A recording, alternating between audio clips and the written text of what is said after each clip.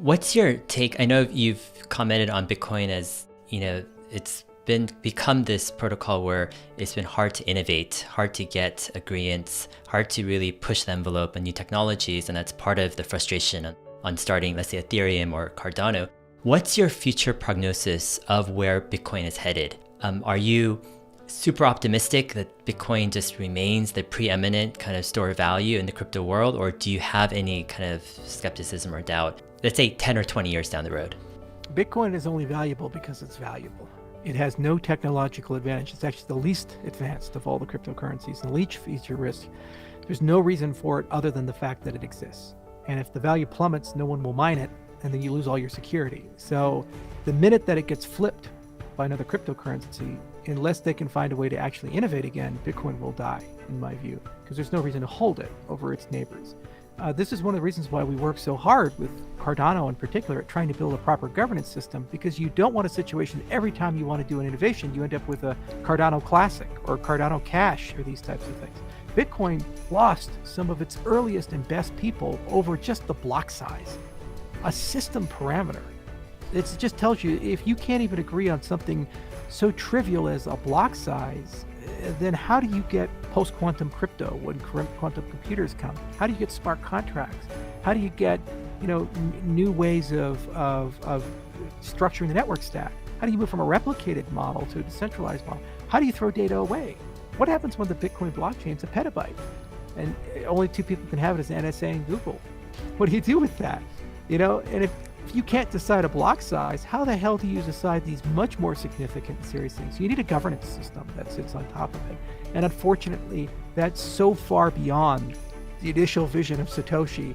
That's like going to a bunch of Jews and trying to convince them that Jesus Christ is their savior. You have a whole new religion, okay? You're not really going to succeed in that respect. You're just, it is what it is. You have to accept that these things coexist. So what usually happens is that when the evolutionary and competitive dynamics of the system are counterproductive to growth beyond a certain point, the system will stall. And then 1,000 flowers will bloom. The vast majority of them will wilt, but some of them will become a mighty oak, and they will replace the old system. And it will assume all the, absorb all of the goodness of that system, but not carry the bad characteristics of it. So you'll still have the blockchain component. You'll still have it be able to settle transactions the way Bitcoin does. The email for money thing will be there, but then you'll have smart contracts and governance and interoperability and much faster capabilities and the ability to be global scale and work really well on a cell phone and have privacy and all these additional features and functionality. And if that doesn't happen, one of the other 1,000 flowers will have that, and then eventually they'll meet in the middle and kind of merge together and get to the next system and so forth. It's a very Darwinian system in that respect, and that's a great thing for everybody. What would you say would be your key insight in terms of crypto and why you started Cardano over the years? I mean, it sounds like I've watched a ton of your videos over the past week or two, and it seems like part of your focus is you really are trying to make something scalable, something that isn't limited by poor governance or by poor structure or by a poor system. You're really trying to make a blockchain for the future, something that really can be everything that a blockchain should be.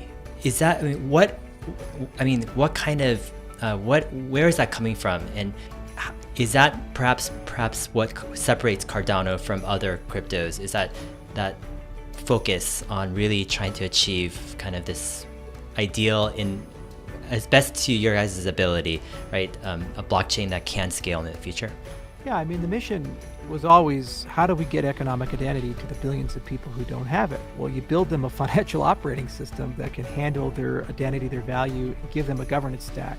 So you don't need central actors to run everything. So we actually follow that through logically. You say, well, hang on a second here. I have to build a system with billions of users, but no Microsoft or Apple or Google. Holy moly, that's hard. So we said, well, the first thing we have to solve is this idea that you bring more than you take. So, imagine like a potluck or, something like that, where normally when you go to meet some family and friends, you would bring some food with you. And ideally, you'd bring as much or more food than the food you eat.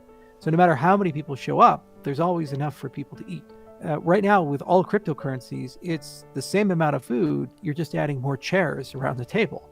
So the more people who show up, the less food for everybody. That's not a sustainable system, and you're not going to get to the scale of millions to billions of users, like we see with Ethereum right now in the gargantuan transaction fees. You move $1, you have to spend $50. It's crazy. And that's by design. It's not a bug or something. It's just how those protocols work. So building truly scalable protocols is a super hard thing because you have to admit adversaries, and you also have to admit that there's no centralized actor to optimize things. So we spent 6 years and 95 papers and lots of academic work to try to figure out what's possible and what's impossible. And a lot of it has been translating these massive systems that Google has built and others have built. The other side of it is that once you have billions of people, they have to get along. So you need a management system to be able to kind of allow them to express themselves and vote and also pay for stuff as the system wants to upgrade. So you need a treasury system, you need a voting system, you need a governance system, a way of doing hard forks and so forth, because it's not going to work. You'll get to a certain point like Bitcoin where it's impossible to evolve behind a certain point. So you're just another checkpoint at that point, and people leave you behind when the next generation comes out and then you're gone. And then finally, there are 8,000 cryptocurrencies. There's hundreds of legacy financial systems. You need to be interoperable. You need to have the ability to talk to all those systems. Could you imagine Wi-Fi if Wi-Fi was only constrained to the manufacturer? So like your Apple phone can only connect to an Apple router. Your Google phone can only connect to a Google router. Oh, it just wouldn't work. I mean, there's nothing humans agree on, but Wi-Fi is the one true religion. You can be in North Korea, you could be in Iran, you could be in Israel, you can be in Japan, South Korea, China, Russia, and the United States, and your phone can connect to the Wi-Fi in all those countries. It's truly extraordinary when you think about that geopolitically, that's the one true faith of humanity, that and Bluetooth that we've gotten. So you kind of need a Wi-Fi Bluetooth moment in finance, and you need something where regardless of what system you happen to live in, there's a way for your thing to talk to their things, and there's a bridge for that. So whatever the third generation of cryptocurrencies happen to be, it has to do those three things. Your users have to produce as much as they consume so you can sustainably grow to billions. You have to have a Wi-Fi moment where everything just works.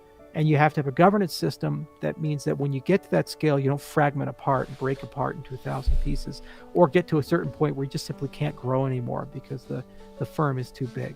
That makes sense. And so we said, let's go do that. And if we do that well, then I'm going to have the cheapest, bestest protocol in the world for economic identity.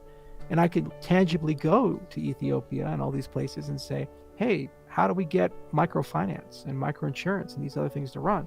It just so happens that that's also the best protocol for America and for the European Union and for China and for other places. And it's an open protocol. So rent-seeking people seeking profit will build on that system.